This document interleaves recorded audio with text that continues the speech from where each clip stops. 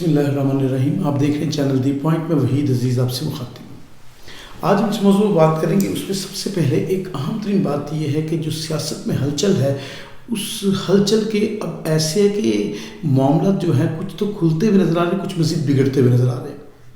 کیا پاکستان تحریک انصاف پر پابندی لگانے کا فیصلہ کر لیا گیا ہے؟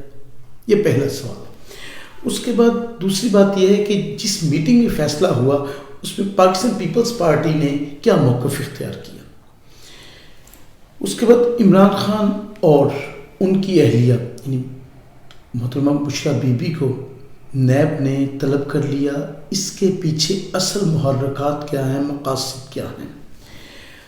پھر معروف صحافی صدیق جان کو گرفتار کیا گیا. گرفتار کرنے کی وجہ کیا ہے؟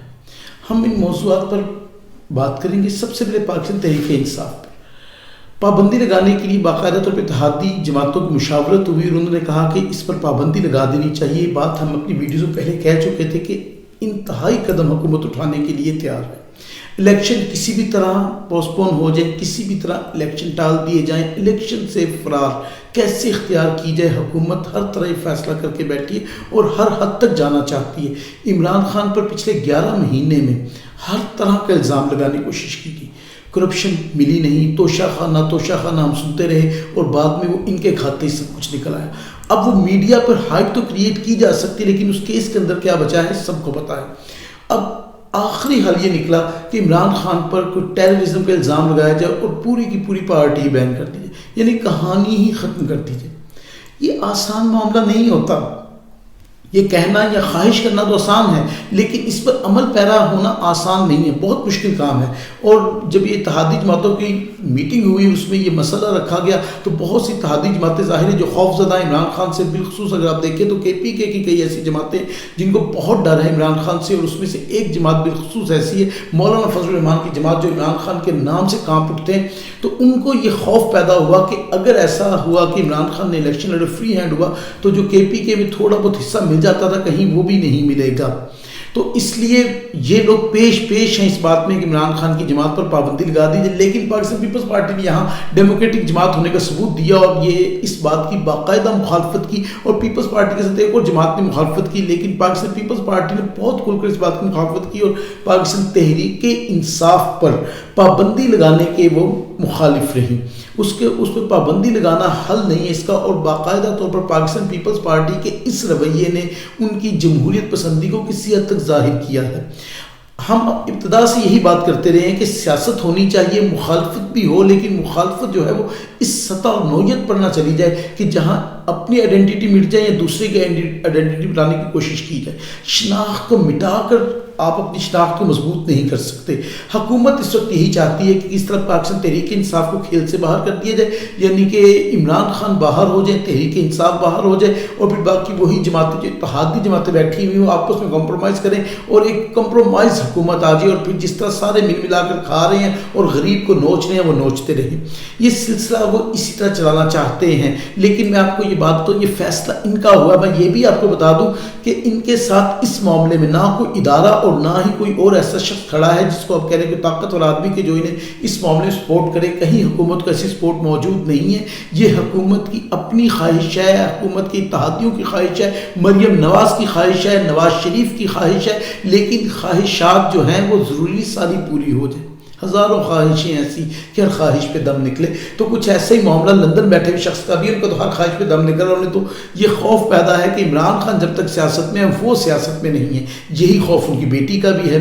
تو ان کی جو یہ معاملات چل رہے ہیں تو اس لیے وہ خواہش ہے, مگر آپ کو خبر دے رہا ہوں یہ باقاعدہ طور پر کہ کہیں پابندی لگنے نہیں جا رہی, کہیں پابندی نہیں ہوگی. یہ کوشش ہوگی, کوشش کی جائے گی حکومت کی طرف سے, لیکن اس کوشش میں بھی حکومت کو جس طرح باقی دیگر کوششیں کی گئی اور ناکامیاں ملتی رہیں, اس میں بھی ناکامی جو ہے حکومت کو ملنے والی ہے.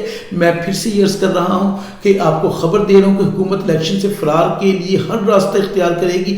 پی ٹی آئی پر پابندی تک جو ہے جانے کی کوشش کی جائے گی. لیکن دوہرا دوں, خبر دے رہا ہوں آپ کو کہ کوشش ہوگی, پی ٹی آئی پر پابندی نہیں لگے گی. اور اس میں نے یہ بھی بتا دیا آپ کو بڑے اتحادی یعنی پاکستان پیپلز پارٹی نے اس بات کی مخالفت بھی کر دی ہے. اس کے علاوہ اگر آپ مزید ہم بات کریں تو نیب کے جب چیئرمین اپوائنٹ کیے گئے تو ہم نے کہا تھا نیب میں بھی ایک بڑا چینج آئے گا. جب نیب کے چیئرمین نے ریزائن کیا تھا پہلے، اور انہوں نے یہ بتایا تھا کہ مجھ پر دباؤ تھا کہ میں عمران خان اور ان کے ساتھیوں پر کسی نہ کس طرح مقدمات بناؤں. انہوں نے تو جو مقدمات بنتے نہیں تھے کیسے بنائے جائیں، تو جو نئے چیئرمین آئے انہوں نے بنتے ہی پہلا کام یہ کیا تھا کہ نوٹس بھیجا تھا. اب اس میں باقاعدہ طور پر عمران خان ان کی اہلیہ یعنی سابق خاتون اول کو بھی طلب کر لیا گیا ہے نیب میں، اور نیب میں طلب کیا گیا ہے کہ اس سلسلے میں توشہ خانہ کے جو تحائف ہیں. اب یہ سارے میں نے جیسے عرض کیا کہ توشہ خانہ کی اگر وہ ساری کی ساری PDF فائل پڑھ لی جائے جو آ چکی ہے باقاعدہ، جس کو آپ کہنے ریلیز کر دیا گیا ہے، تو انسان کو حیرت ہوتی ہے کہ کیا صرف توشہ خانہ میں عمران خان نے سب کچھ لیا، اور جو عمران خان نے لیا وہ سب سے زیادہ پے کر کے لیا ہے. اور یہ جو کہتے ہیں کہ اس کے پیسے اس نے بعد میں جمع کروائی گئے، یہ ایک ٹیکنیکل ایشو کو اٹھا رہے ہیں، اس کی کرپشن نہیں کہہ سکتے آپ اسے. لیکن چونکہ حکومت نے ہائپ کریٹ کرنی ہے، میڈیا کھیلنا ہے، اس لیے سارا ظاہر نیب جو ہے وہ اس کو استعمال کیا جائے گا. جہاں باقی سارے ادارے عمران خان کے خلاف استعمال کیے جا رہے ہیں، اس وقت FIA کو استعمال کر لیا جاتا ہے، تو نیب کیسے پیچھے رہ سکتا ہے. تو نیب نے باقاعدہ طور پر نوٹس بھیجا. اب اس کے پیچھے مقاصد کیا ہے؟ آپ بار بار ایک جملہ سن رہے ہیں کہ ترازو کے پلڑے برابر ہونے چاہیے. ترازو کے پلڑے برابر کیے جا رہے ہیں. ترازو کے پلڑے یوں برابر کیے جا رہے ہیں کہ نواز شریف نیب میں طلب ہوتے تھے تو عمران خان کو بھی نیب میں طلب کریں، شہباز شریف کو نیب طلب کرتی تھی تو عمران خان کو طلب کریں. تو بھائی اس کو سوچے تو صحیح، شہباز شریف پر 16 ارب کی کرپشن تھی، وہ اس کے چپڑاسیوں اور اس کے ملازموں کے کھاتوں سے پیسے نکلے ہوئے تھے. تو جب یہ ساری صورتحال نیب بلا رہی تھی تو اس وقت کی بات تھی. اب جو عمران خان کو بلایا جا رہا ہے وہ بہانے بنائے جا رہے ہیں. میں نے پھر کہا نا کہ آپ ایسی فیل بنا دیں کہ جہاں سب کچھ لگے کہ برابر پہ آگے سارے ہم سب ایک ہی جیسے ہیں. عوام میں میسیج دے دیا جائے کہ اگر ہم گندے ہیں تو یہ بھی گندا ہے، یہ پیغام دیا جائے. کیونکہ اپنی جسٹیفیکیشن اور صفائی تو ثابت نہیں کر سکتے آپ، لیکن یہ ہے کہ اسے بھی اس کھیل میں گندا کیا جائے. اصل مسئلہ یہ ہے، یہ مقصد ہے جو بنیادی طور پر پیچھے ہے، تاکہ عوام کے سامنے ایک بیانیہ بنا کر لے کر جایا جائے. دیکھو اس نے کرپشن کی، یہ کرپشن ہوئی، یہ اس نے کھا لیا، پاکستان میں نقصان کر. پاکستان کی ساری کی ساری معیشت صرف اس گھڑی پر ٹھہری ہوئی تھی جو عمران خان نے فروخت کی ہے. عمران خان گھڑی نہ فروخت کرتے تو آج آٹا 10 روپے کلو ہوتا، آج پیٹرول جو ہے وہ 40 روپے لیٹر ملتا. ہم اتنے امیر ہو جاتے، اتنے وسائل ہوتے ہمارے پاس کہ اس کا تصور نہیں بنا سکتے. یہ تاثر دیا جا رہا ہے. صبح سے لے کر شام تک 6 وزراء کی پریس کانفرنس کریں گے تو وہ یہاں سے عمران خان سے شروع کرتے ہیں اور عمران خان پر ختم کرتے ہیں، اور جو درمیان میں ورڈز آتے ہیں وہ عمران خان نے جو گھڑی لی وہ آتے ہیں. یہ ہماری ٹوٹل اس وقت حکومت چل رہی ہے. اس میں غریب کے لیے کیا مسئلہ ہے، اس کی ضرورت نہیں ہے، اس لیے کہ غریب اہمیت کا حامل نہیں ہے. عوام کی مسائل سے گزر رہی ہے، کوئی مسئلہ نہیں، اس لیے کہ عوام کی کیا حیثیت ہے اس میں. عمران خان کو ہٹنا چاہیے راستے سے، اس لیے کہ وی آر کنگ، ہم حکمران خاندان سے ہیں. تو یہ کیسے آ گیا یہاں حکومت کرنے کے لیے؟ تو ایک کھلاڑی تھا، اس کا کیا کام سیاست میں؟ تو یہ تاثر دیا جاتا ہے، یہ بات کی جاتی ہے. تو اسی لیے وہ جو آپ کہہ لیں فیئر گیم کرنے کی کوشش کی جا رہی ہے اپنی طرف سے، اس کو یہ بنایا جا رہا ہے. ترازو کے پلے جو ہے زبردستی برابر کرنے کی جو ایفرٹ ہو رہی ہے اس پر باقاعدہ پلاننگ کی جا رہی ہے. لیکن ہر پلاننگ جو ہے وہ فلاپ ہوتی ہے. اس لیے فلاپ ہوتی ہے کہ اس میں کچھ ریالٹی بھی تو ہونی چاہیے، کوئی بات بھی تو ہونی چاہیے کہ جس کو آپ کہہ رہے ہیں جس چورن کو جا کر بیچیں اور عوام اس چورن کو خرید لیں. ایسی صورتحال نظر نہیں آتی. اس طرح کی افسوسناک بات یہ ہے کہ انتقامی کاروائیاں وہ سیاسی پارٹیز کے خلاف ہو، سیاسی کارکنوں کے خلاف ہو، سیاسی لیڈران کے خلاف ہوں، یا پھر جرنلسٹ کے خلاف ہوں، صحافیوں کے خلاف ہوں، وہ مسلسل جاری ہیں. اسلام آباد میں پھر ایک صحافی کو اٹھا لیا گیا. اور کیوں اٹھایا گیا؟ اس لیے کچھ صحافی نے باقاعدہ طور پر وہ پوری ویڈیو بنائی جو کچھ اسلام آباد میں عمران خان کی پیشی کے دوران ہوا. جرم عظیم کر لیا اس نے. صحافی کا فرض کیا ہوتا ہے، اس کی ذمہ داری کیا ہوتی ہے؟ صحافی پارٹی نہیں ہے. صحافی تجزیہ بھی کرتے ہیں تو اس بنیاد پر کرتے ہیں کہ سامنے ریاست کے اصول ہوتے، ریاست سے محبت کرتے ہیں، وہ ریاست کے اداروں سے محبت کرتے ہو. کوئی ایسا جرنلسٹ نہیں پاکستان میں جو ریاست کے اداروں سے محبت نہ کرتا ہو یا ریاست سے محبت نہ کرتا ہو. لیکن عوام کو باخبر کرنا بھی تو اس کی ذمہ داری ہے. اب اگر ایک شخص ویڈیو بناتا ہے اور پھر اس سے رپورٹنگ کرتا ہے تو اس میں اس کی ذاتی بات نہیں ہے. وہ ذاتی طور پر نہ تو کسی پارٹی کا حمایتی ہوتا ہے نہ کسی پارٹی کا مخالف ہوتا ہے. وہ اپنی ذمہ داری نبھا رہا ہوتا ہے، اپنا فرض نبھا رہا ہوتا ہے جیسے باقی ادارے اپنا فرض نبھا رہے. تو مطلب کیا ہوا کہ جو فرض شناسی دکھائے، جو فرض پورا کرے، اسے اٹھا کر جیل میں ڈال دو. مطلب یہ سادہ بات نکلتی ہے کہ جو سچ بولے وہ زبان کاٹ دو، جو سچ لکھے وہ ہاتھ کاٹ دو. تو اگر یہ نظام ہو تو کیا اس نظام کو جمہوری نظام کہیں گے؟